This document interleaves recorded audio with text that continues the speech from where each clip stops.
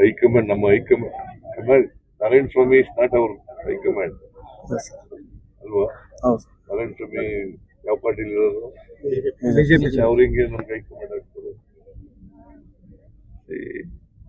ಏನೋ ಹೇಳ್ತಾರೆ, ಹೇಳ್ಬೇಕು ಅಂತ ಹೇಳ್ತಾರೆ. ಅದರಿಂದ ಅದಕ್ಕೆಲ್ಲ ರಿಯಾಕ್ಟ್ ಮಾಡಕ್ ಹೋಗಲ್ಲ. ಹೈಕಮಾಂಡ್ ಹೇಳೋದು ನಮ್ಮ high command Karnataka Congress party high command ಇದೆಯಲ್ಲ, ಅವ್ರು ಹೇಳ್ದಾಗ ಕೇಳೋದು, ನಾರಾಯಣ ಸ್ವಾಮಿ ಹೇಳ್ದಾಗೆಲ್ಲ ಕೇಳೋದು.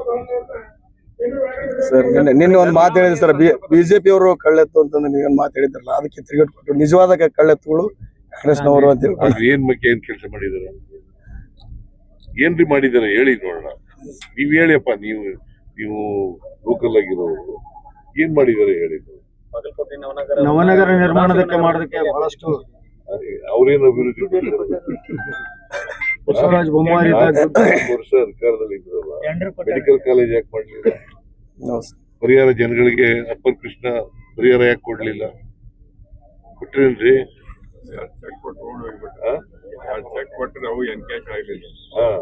ಬೆಂಗಳೂರು ಸದಾಶಿವನಗರ ತರ ಮಾಡಿದಾರ ಸರ್.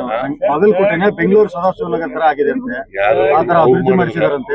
ಅವ್ರು ಮಾಡಿದ್ರ? ಅವರೇ ಮಾಡಿದ್ದು.